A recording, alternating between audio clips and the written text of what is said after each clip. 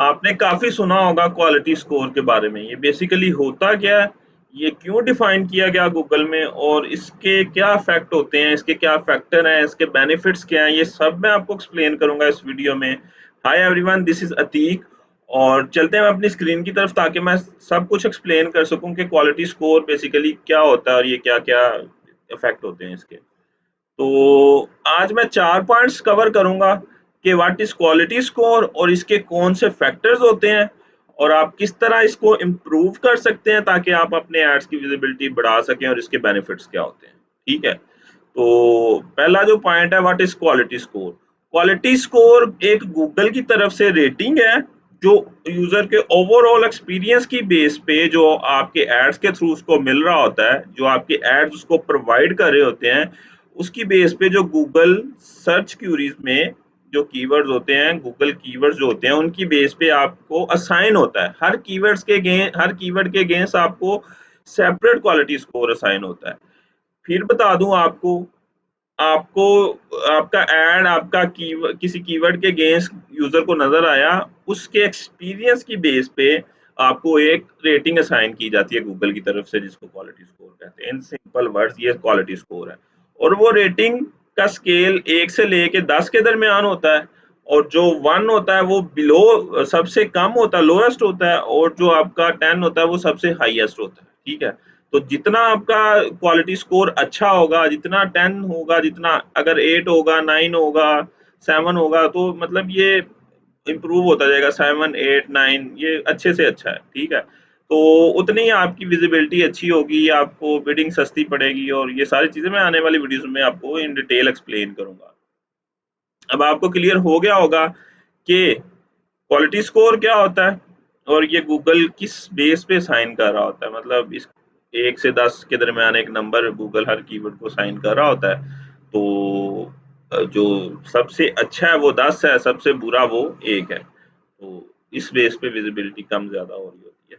उसके बाद कि इसके फैक्टर्स कौन कौन से हैं। इसके 3 फैक्टर्स हैं कि अगर आपका सीटीआर अच्छा है, क्लिक थ्रू रेट, के यूजर रेलिवेंट क्यूरी सर्च करके आपकी वेबसाइट पे नेविगेट हो रहा है, तो आपका सीटीआर अच्छा होगा और वो वेबसाइट पे स्टे भी करेगा। ठीक है, अगर जो यूजर चीज चाह रहा है उसको मिल रही है तो फिर आपकी वो वेबसाइट पे स्टे भी करेगा। उसके बाद अगर relevance of each keyword group to its ad group, जो आपने ऐड बनाया है वो आपके कीवर्ड से मैच कर रहे हैं, उसकी रेलिवेंसी ज्यादा है। अगर रेलिवेंसी कम होगी तो फिर आपका वो क्वालिटी स्कोर इफेक्ट होगा। उसके बाद landing page quality and relevancy. आपकी वेबसाइट, सपोज आपकी वेबसाइट ऑनलाइन शॉपिंग की है, आप लीड के ऐड चला रहे हैं, तो उसकी रेलिवेंसी अच्छी नहीं होगी। ठीक है, रेलिवेंसी सपोज आपका जो पेज है वो शूज का है, आप उस पे क्लोथिंग के ऐड चला रहे हैं, तो आपकी वो रेलिवेंसी अच्छी नहीं होगी, आपको अच्छे रिस्पॉन्स नहीं मिलेंगे उस पर। ठीक है, तो जो क्वालिटी स्कोर है उस वो 3 फैक्टर्स डिसाइड कर रहे होते हैं कि क्वालिटी स्कोर किसका अच्छा है। पहला यूजर एक्सपीरियंस, के यूजर आता है वो कितनी देर रुकता है।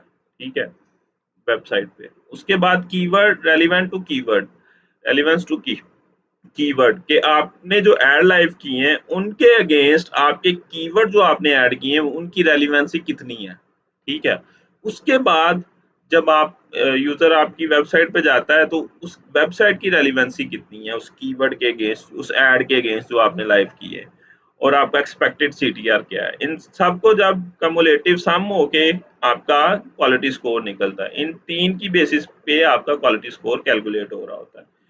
उसके बाद आप इसको किस तरह इम्प्रूव कर सकते हैं, ये कुछ चीजें हैं, अगर आप इनको फॉलो करें तो आपका क्वालिटी स्कोर काफी अच्छा हो सकता है।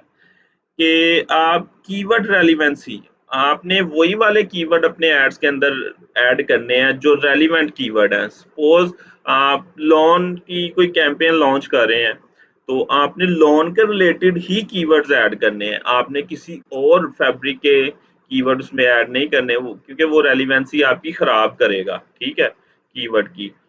तो आपने ऐड कॉपीज जो अपडेट करनी है, आपने वो भी लोन के हिसाब से अपडेट करनी है। तो आपके हर ऐड कॉपी में, हर हेडलाइन डिस्क्रिप्शन में लोन लाजमी आ रहा हो।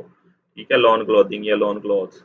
तो देन आपकी रेलिवेंसी ज्यादा होगी, आपकी कीवर्ड की रेलिवेंसी ज्यादा होगी, आपका क्वालिटी स्कोर इससे अच्छा होगा। ठीक है, उसके बाद क्लिक थ्रू रेट, सीटीआर आपने उन लोगों को ही टारगेट करना है जो इस प्रोडक्ट में इंटरेस्ट रखते हैं, ठीक है, देन आपका सीटीआर भी अच्छा होगा। अगर आप रेलिवेंट लोगों को टारगेट करेंगे तो जो इंटरेस्ट नहीं रखते आपकी प्रोडक्ट में, तो सीटीआर बुरा होगा, फिर आपका क्वालिटी स्कोर भी गिरेगा, अच्छा नहीं होगा वो।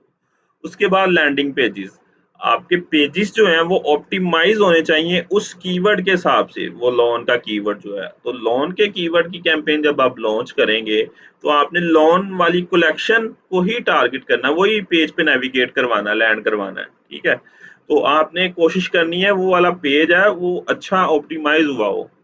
उसके बाद हिस्टोरिकल परफॉर्मेंस, कि आपके पास की बेस पे जो आपके एड अकाउंट की लर्निंग होती है उसकी बेस पे भी आपकी को आपका क्वालिटी स्कोर कम ज़्यादा हो रहा होता है, कि सपोज एक कैंपेन मैंने चलाई, उस कैंपेन के अंदर मैंने दोबारा पहले भी लॉन की थी, अब फिर मैंने लॉन की चलाई, पहले मेरी मुझे बड़ी अच्छी परफॉर्मेंस मिली, तो उसकी बेस पे मेरी अभी की परफॉर्मेंस भी, क्योंकि लर्निंग कैंपेन की हो चुकी हुई है, तो उसकी बेस पे अभी भी मेरी परफॉर्मेंस अच्छी ही रहेगी, ठीक है। तो वो पिछला डाटा कंटेन कर रहा होता है गूगल, हिस्टोरिकल डाटा। उसके बाद वेरियस रेलिवेंसी फैक्टर, इसके अलावा भी रेलिवेंसी फैक्टर होते हैं कि आपने कीवर्ड लाइव किए, आपके ऐड और कीवर्ड के दरमियान रेलिवेंसी कितनी है, आपकी वेबसाइट और कीवर्ड के दरमियान कितनी है, आपकी ऐड और वेबसाइट के दरमियान रेलिवेंसी कितनी है, आप रेलिवेंट यूजर को टारगेट कर रहे हैं कि नहीं, जहाँ पे आपने प्रोडक्ट सेल करनी हो तो टारगेट कर रहे हैं कि नहीं, तो ये इसके अलावा भी कुछ रेलिवेंस फैक्टर होते हैं। उसके बाद ऐड रेलिवेंसी, कि आपने जो ऐड लाइव किया है उसके वो कीवर्ड्स के अगेंस्ट उसकी रेलिवेंसी कितनी है, वो किन यूजर्स को टारगेट करने, क्या आप राइट यूजर को टारगेट कर रहे हैं कि नहीं, ठीक है। तो ये सारी रेलिवेंसीज मिलके, ये सारी चीजें 5-6 जो हैं ये मिलके आपका क्वालिटी स्कोर इम्प्रूव कर रही होती हैं। आप एक एक चीज पे अगर काम करें तो आपके कीवर्ड्स का क्वालिटी स्कोर बहुत अच्छा होगा, ठीक है। उसके बाद how to improve quality score, ये मैंने आपको बता दिया। अब इसके बेनिफिट्स क्या हैं? बेनिफिट्स इसके ये हैं कि आपका जितना क्वालिटी स्कोर अच्छा होगा आपको बिड कम पड़ेगी, ठीक है। वो कैसे? कि सपोज आपका क्वालिटी स्कोर 10 है, ठीक है, तो आपको 50% आपको सेव हो जाएगा आपका, कि अगर एक यूज़र आपका जिसका क्वालिटी स्कोर 1 है वो 400% ज़्यादा पे कर रहा है गूगल को, और जिसका क्वालिटी स्कोर 10 है जिस कीवर्ड के अगेंस्ट, वो अपना 50% अमाउंट सेव कर रहा है, ठीक है। उसके बाद जिसका क्वालिटी स्कोर 2 है वो 150% ज़्यादा पे कर रहा है, और जिसका क्वालिटी स्कोर 9 है वो 44.20% सेव कर रहा है, ठीक है। ये क्वालिटी स्कोर अच्छा होने के फायदे हैं। उसके बाद थर्ड पे जिसका क्वालिटी स्कोर 3 है वो क्या कर रहा है, 67.30% वो गूगल को ज्यादा पे कर रहा है टॉप पे शो होने के लिए। उसके बाद जिसका क्वालिटी स्कोर 8 है, ठीक है, वो 37.50% अपनी कोस्ट सेव कर रहा है, जो जिसका काम है वो ज्यादा पे कर रहा है, जिसका ज्यादा है वो कोस्ट सेव कर रहा है, ठीक है।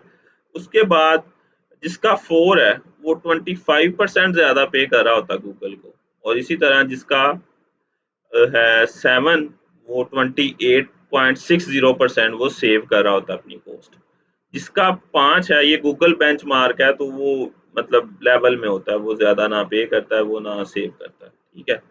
तो जिसका 6 है वो 16.70% वो सेव कर रहा होता है अपनी कोस्ट। तो ये ओवरऑल इसके बेनिफिट हैं कि ये क्वालिटी स्कोर अगर आपका अच्छा होगा तो आपको क्या बेनिफिट्स मिलेंगे। आई होप आपको क्लियर हो गया होगा कि क्वालिटी स्कोर होता क्या है, किस तरह इम्प्रूव कर सकते हैं इसको आप, और कैसे इसमें चीज़ें चल रही होती हैं।